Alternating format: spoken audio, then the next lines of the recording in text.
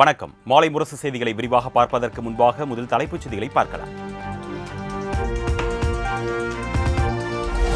சென்னை வேப்பேரியில் உள்ள தந்தை பெரியார் நினைவிடத்தில் தமிழக வெற்றி கழக தலைவர் விஜய் மலர் தூவி மரியாதை. அரசியல் கட்சி தொடங்கிய நிலையில் பெரியாருக்கு முதல் முறையாக நேரில் மரியாதை செலுத்தினார் விஜய்.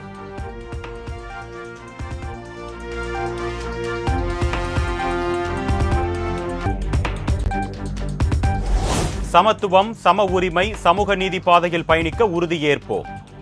தந்தை பெரியாரின் 146வது பிறந்த நாளையொட்டி தமிழக வெற்றி கழக தலைவர் விஜய் அறிக்கை.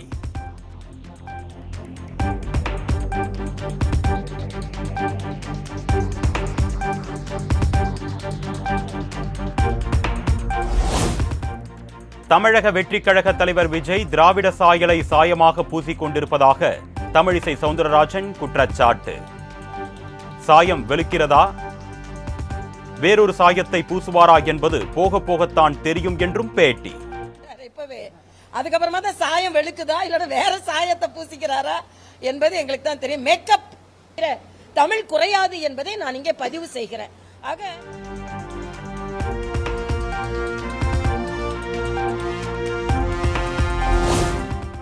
டெல்லியின் அடுத்த முதலமைச்சராக அதிஷி ஆம் ஆத்மி எம்எல்ஏக்கள் கூட்டத்தில் தேர்வு. வருகின்ற சட்டமன்ற தேர்தல் வரை முதலமைச்சராக நீடிப்பார் என தகவல்.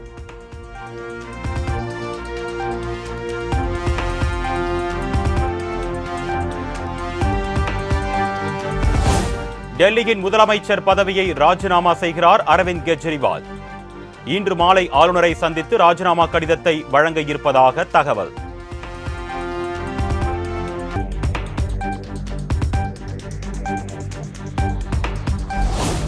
நீண்ட ஆயுள் மற்றும் உடல் ஆரோக்கியத்துடன் வாழ வேண்டும்.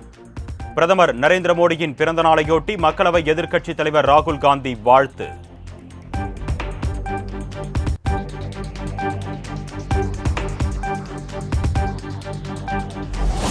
அக்டோபர் 1ஆம் தேதி முதல் நீதிமன்ற அனுமதியின்றி எந்த கட்டிடங்களையும் இடித்து அகற்றக்கூடாது.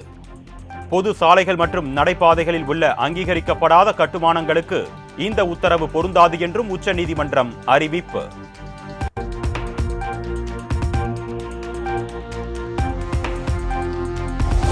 ஒடிஷா மாநிலம் புவனேஸ்வரில் பல்வேறு நலத்திட்டங்களை தொடங்கி வைத்து புதிய திட்டங்களுக்கு பிரதமர் மோடி அடிக்கல் நாட்டினார். பிரதமரின் வீடு கட்டும் திட்டத்தின் மூலம் கட்டப்பட்டுள்ள புதிய வீடுகளுக்கான சாவியை 26 லட்சம் பேருக்கு வழங்கினார்.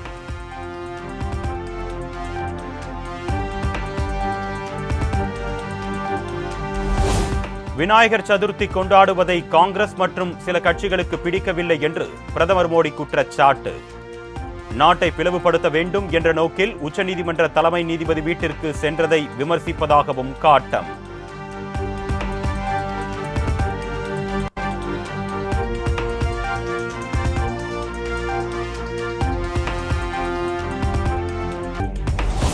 மோடி 3வது முறையாக ஆட்சி அமைத்த பிறகு 100 நாட்களில் 15 லட்சம் கோடிக்கு திட்டங்கள் தொடக்கம்.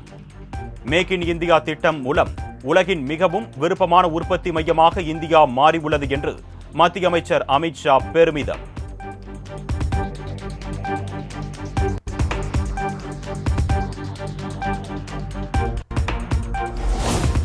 தமிழ்நாட்டில் இன்றும் நாளையும் இயல்பை விட 4 டிகிரி செல்சியஸ் வரை வெப்பம் அதிகரிக்கக்கூடும். சென்னை வானிலை ஆய்வு மையம் தகவல்.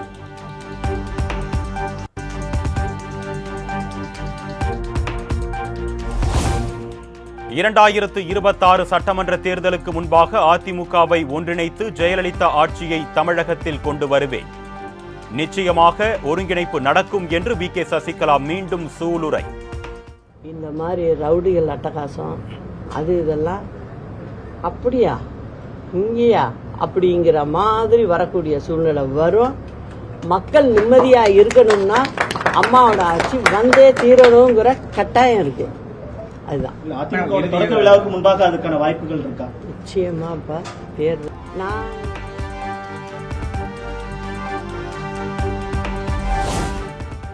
எம்ஜிஆர் மற்றும் ஜெயலலிதா காலத்தில் இருந்ததைப் போல அதிமுக மலரும், அனைவரும் ஒன்றிணையும் காலம் வெகு தூரத்தில் இல்லை. சென்னையில் பெரியார் சிலைக்கு மாலை செலுத்தி மரியாதை செய்த பின்பு ஓ பன்னீர்செல்வம் நம்பிக்கை.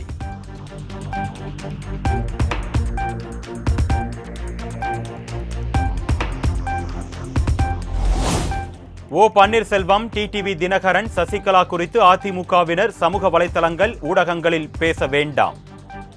கட்டுப்பாடுகளை விதித்து அதிமுக பொதுச் செயலாளர் எடப்பாடி பழனிசாமி உத்தரவு.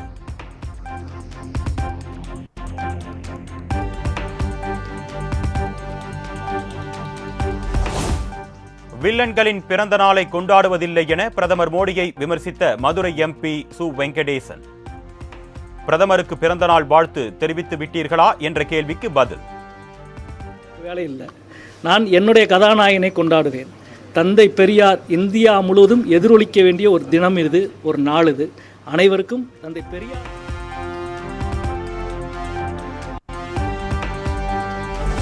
தந்தை பெரியாரின் பிறந்த நாளையொட்டி சென்னை அண்ணா சாலையில் உள்ள அவரது சிலைக்கு முதலமைச்சர் மு க ஸ்டாலின் மலர் தூவி மரியாதை. அமைச்சர்கள், சட்டமன்ற உறுப்பினர்கள் மலர் தூவி மரியாதை.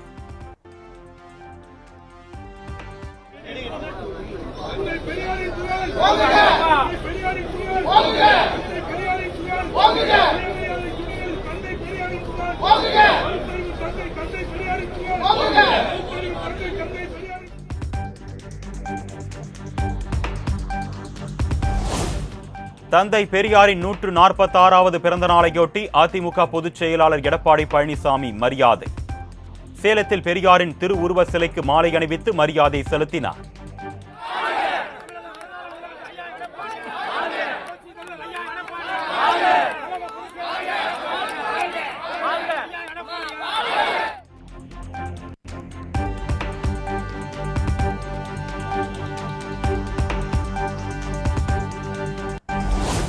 இந்தியா முழுவதும் மதுவிலக்கை மத்திய அரசு கொண்டு வந்தால் அதற்கு தமிழக அரசு தடையாக இருக்காது. நெல்லை ராதாபுரத்தில் பேட்டியளித்த சபாநாயகர் அப்பாவு திட்டவட்டம். திருமாவளவன் என்னோட சொல்லியிருக்காரு, இந்திய அளவுல மதுவிலக்கை கொண்டு வந்திருக்காங்க. ஐயா மோடி ஐயாட்ட சொல்லி உங்க கருத்தை நீங்களும் ஐயாட்ட சொல்லி இந்தியா முழுவதும் கொண்டு வாங்க.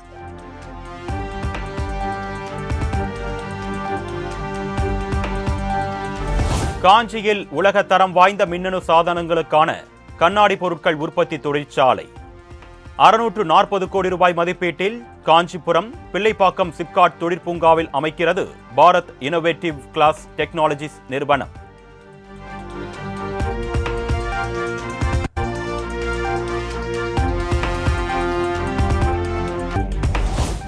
சிறுத்தை போல் இருந்த திருமாவளவன் தற்பொழுது சிறுத்து போய்விட்டதாக தமிழிசை சவுந்தரராஜன் பேச்சு. மாநாட்டில் திமுகவை மேடையில் வைத்துக் கொண்டு மதுவிலக்கை எப்படி பேசப் போகிறீர்கள் என்றும் கேள்வி. அண்ணன் ஸ்டாலினை பார்க்கும்போது, முதலமைச்சர் ஸ்டாலினை பார்க்கும்போது சிரித்து போய், அதற்கு பின்பு மாநாடு நடைபெறும் பொழுது எந்த நிலையில் இது வரும்னு எனக்கு தெரியாது.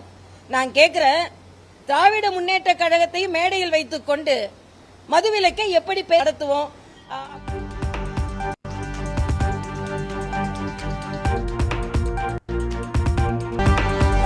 ஆம்பூர் அருகே இலங்கை தமிழர்களுக்கான குடியிருப்புகள் கட்டி முடிக்கப்பட்ட ஒரே மாதத்தில் சேதம். மேற்கூரை சிமெண்ட் பூச்சிகள் உதிர்வதால் மக்கள் அச்சம்.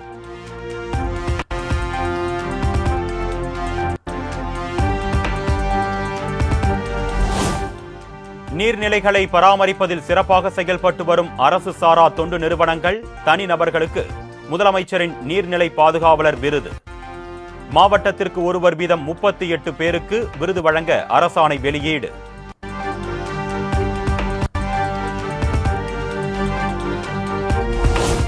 அரசு விடுமுறை தினத்தில் விதிமுறைகளை மீறி இன்று சிறப்பு வகுப்புகள் நடத்தும் பள்ளிகள் மீது நடவடிக்கை எடுக்கப்படும். தனியார் பள்ளிகள் இயக்குனர் பழனிசாமி எச்சரிக்கை.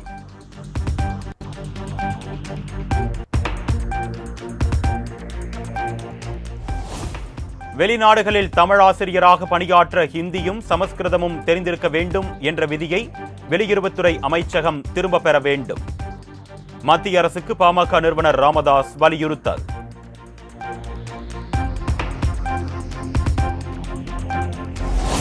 பன்னாட்டு நிறுவனங்கள் மூலம் தமிழ்நாட்டு மக்களுக்கு தரப்படுவது வேலை வாய்ப்பா அல்லது கொத்தடிமைக்கான வாய்ப்பா என்று சீமான் கேள்வி. சாம்சங் நிறுவனத்திடம் முத்தரப்பு பேச்சுவார்த்தை நடத்தி தொழிலாளர்களின் நியாயமான கோரிக்கைகளை விரைந்து நிறைவேற்ற வேண்டும் என்று தமிழ்நாடு அரசுக்கு வலியுறுத்தல்.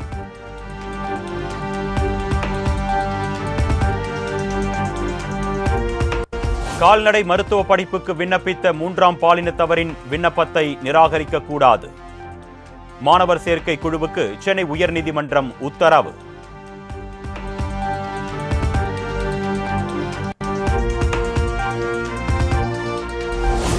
திண்டுக்கல் மாவட்டம் பழனியில் விற்பனை செய்யப்படும் பஞ்சாமிர்த டப்பாக்களில் காலாவதி தேதி மாற்றம்.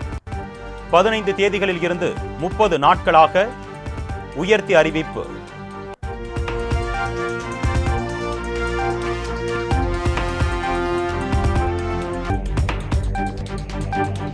நடிகைகள் குறித்து அவதூறாக பேசிய மருத்துவர் காந்தராஜுக்கு சைபர் கிரைம் போலீசார் சம்மன். நடிகர் சங்க விசாகா கமிட்டி தலைவரும் நடிகையுமான ரோகிணி கொடுத்த புகாரில் விசாரணைக்கு ஆஜராக வேண்டும் என உத்தரவு.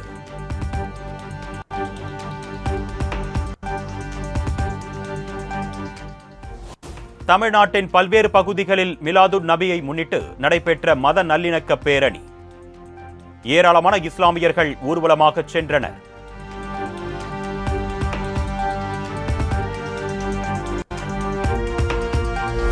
மீலாதுன் நபியை முன்னிட்டு கோவையில் 400 ஆடுகள் 2500 கிலோ அரிசியை கொண்டு தயாரான மணக்க பிரியாணி. 40,000த்திற்கும் மேற்பட்டோர் நீண்ட வரிசையில் காத்திருந்து பிரியாணி வாங்கிச் சென்றனர்.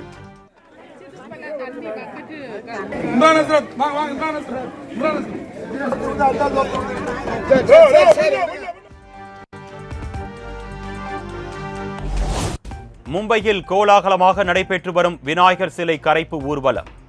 லட்சக்கணக்கான பக்தர்கள் கலந்து கொண்டு கணபதி பாப்பா மோரியா என முழக்கம்.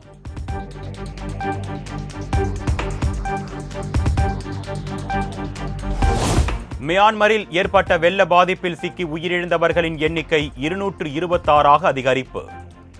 வெள்ளத்தில் சிக்கியுள்ளவர்களை மீட்கும் பணியில் மீட்பு படையினர் தீவிரம்.